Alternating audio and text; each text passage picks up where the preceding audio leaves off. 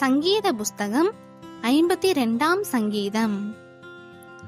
தாவீது அபிமெலேக்கின் வீட்டுக்கு வந்தான் என்று ஏதோமியனாகிய தோவேக்கு வந்து சவுலுக்கு அறிவித்த பின்பு தாவீதினால் பாடப்பட்டு ராக தலைவனுக்கு ஒப்புவிக்கப்பட்ட மஸ்கீல் என்னும் சங்கீதம். பலவானே, பொல்லாப்பில் ஏன் பெருமை பாராட்டுகிறாய்? தேவனுடைய கிருபை எந்நாளும் உள்ளது. நீ கேடுகளை செய்ய எத்தனம் பண்ணுகிறாய். கபடு செய்யும் உன் நாவு தீட்டப்பட்ட சவரகன் கத்தியை போல் இருக்கிறது.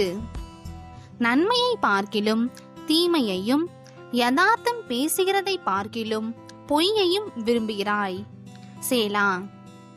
கபடமுள்ள நாவே, சங்கரிக்கும் சகல வார்த்தைகளையும் நீ விரும்புகிறாய்.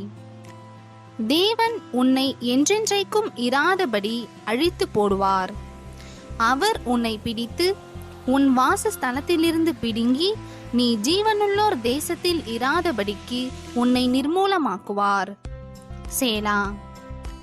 நீதிமான்கள் அதை கண்டு பயந்து அவனை பார்த்து நகைத்து, இதோ, தேவனை தன் பலனாக எண்ணாமல் தன் செல்வ பெருக்கத்தை நம்பி தன் தீவினையில் பலத்து கொண்ட மனுஷன் இவன்தான் என்பார்கள்.